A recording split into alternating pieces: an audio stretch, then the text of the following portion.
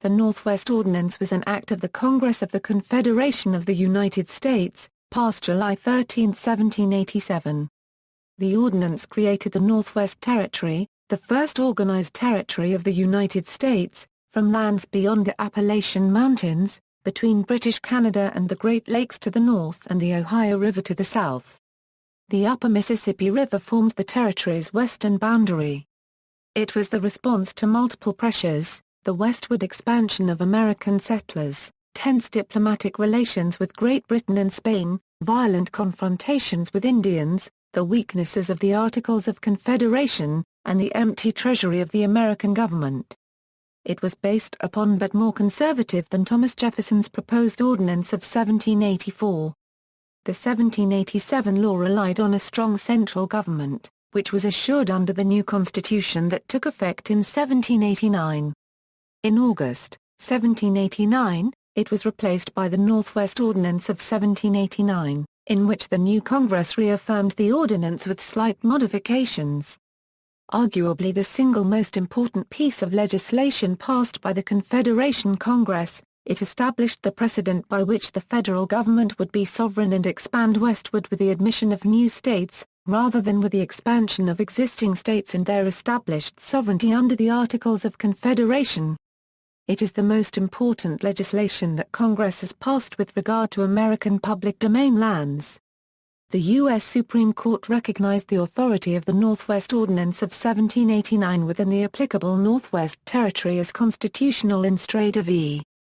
Graham, 51 U.S. 82, 96, 97, but did not extend the ordinance to cover the respective states once they were admitted to the Union.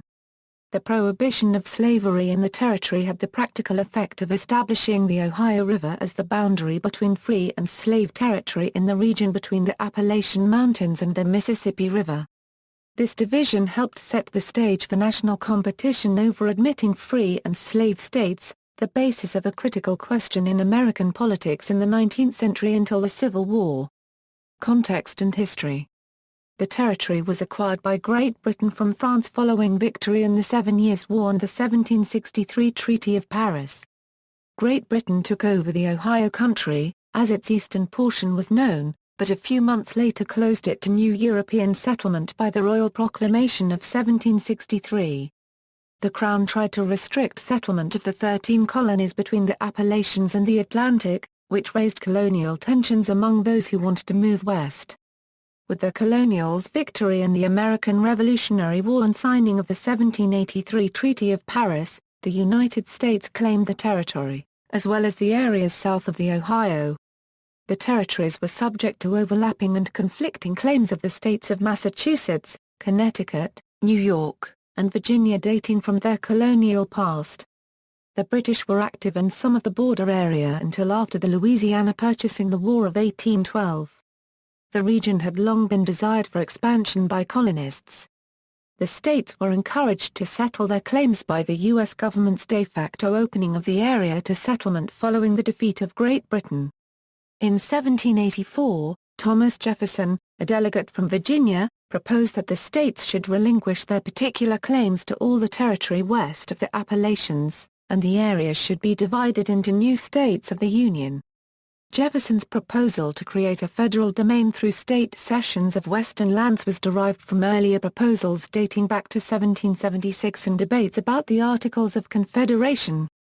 Jefferson proposed creating 17 roughly rectangular states from the territory, and suggested names for the new states, including Census, Sylvania, Assenissipia, Metropotamia, Polypotamia, Pelissipia, Saratoga, Washington, Michigania and Illinois. The Congress of the Confederation modified the proposal, passing it as the Land Ordinance of 1784. This ordinance established the example that would become the basis for the Northwest Ordinance 3 years later. Michigan, Illinois, and Washington were eventually adopted as new state names.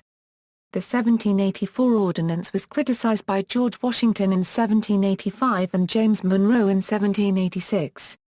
Monroe convinced Congress to reconsider the proposed state boundaries.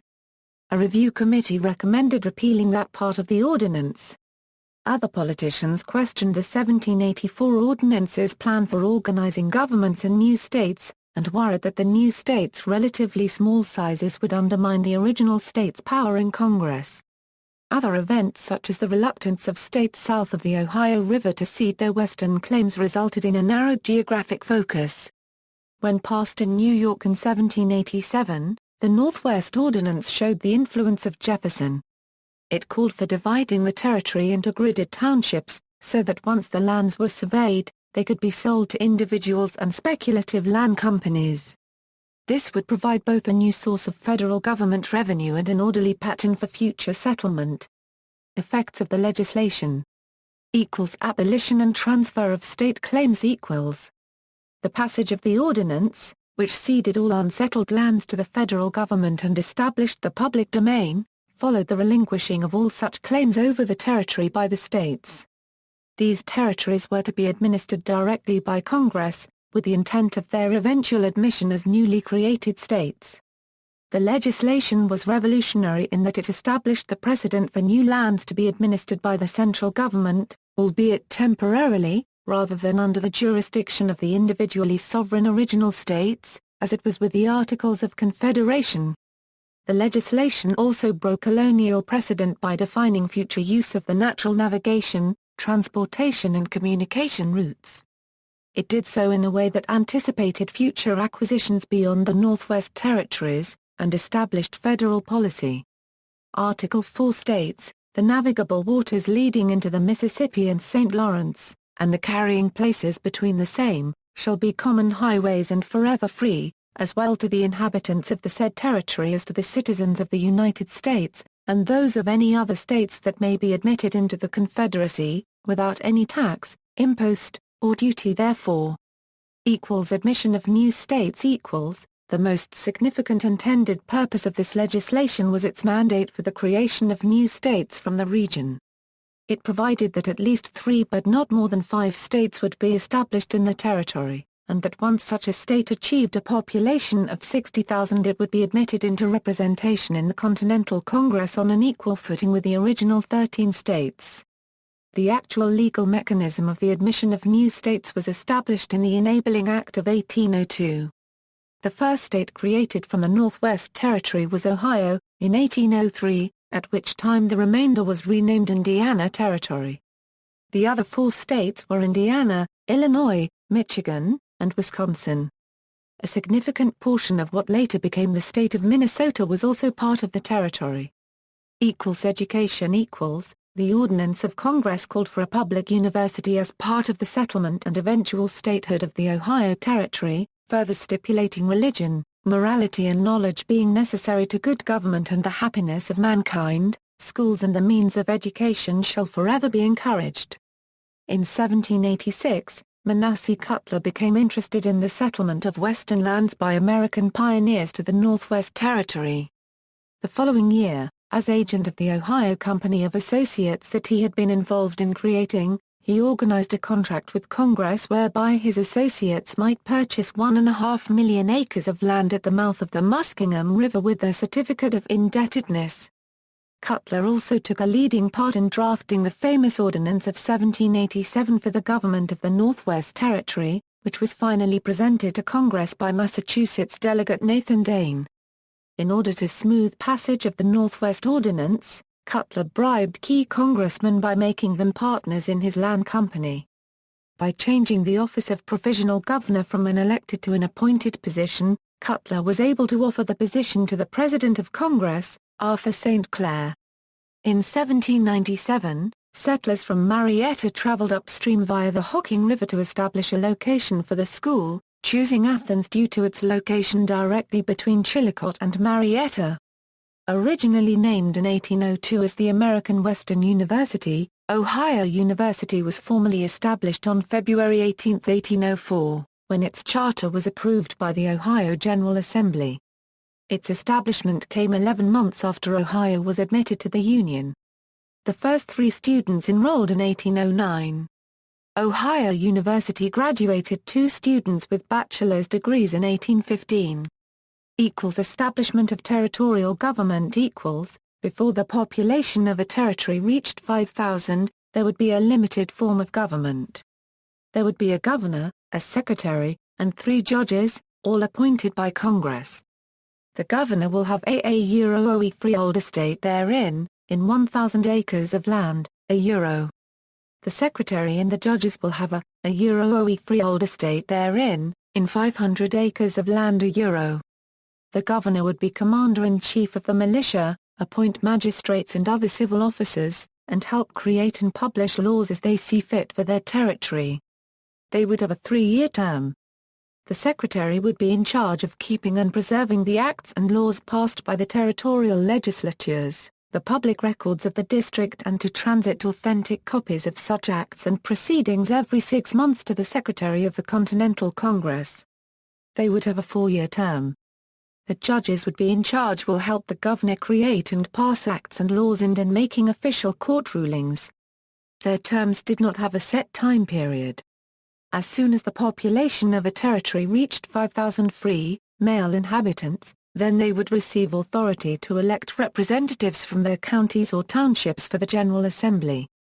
For every 500 free, males there would be 1 representative, until there were 25 representatives. Then the Congress will control the number and proportion of the representatives from that legislature. No male can be a representative unless they have been a citizen of the United States for at least 3 years or lived in the district for 3 years. In both cases the male in question would have to own at least 200 acres of land within the same district. These representatives shall serve for a term of 2 years. If a representative died or was removed from office, a new one would be elected to serve out the remainder time. Establishment of natural rights. The natural rights provisions of the ordinance foreshadowed the Bill of Rights, the first 10 amendments to the U.S. Constitution.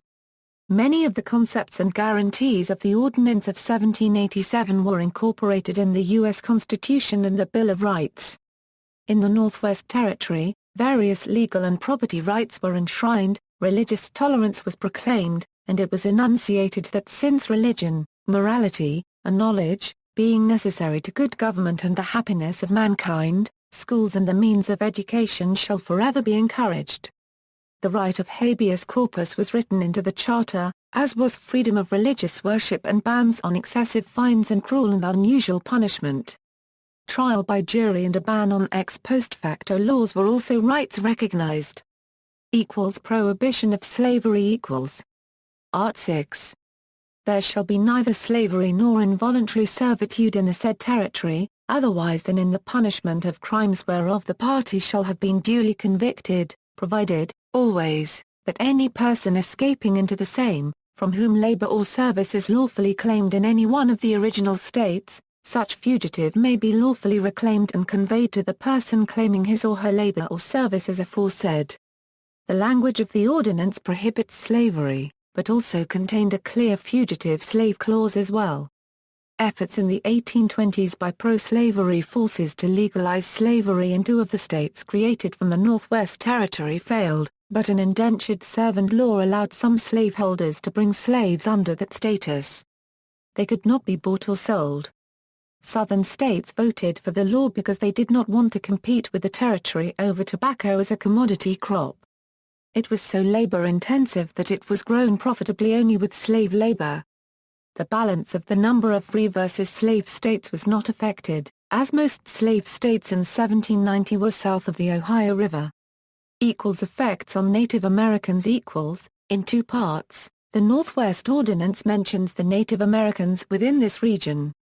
The first pertains to the demarcation of counties and townships out of lands to which the Indians were regarded as having lost or relinquished title. The second describes the preferred relationship with the Indians.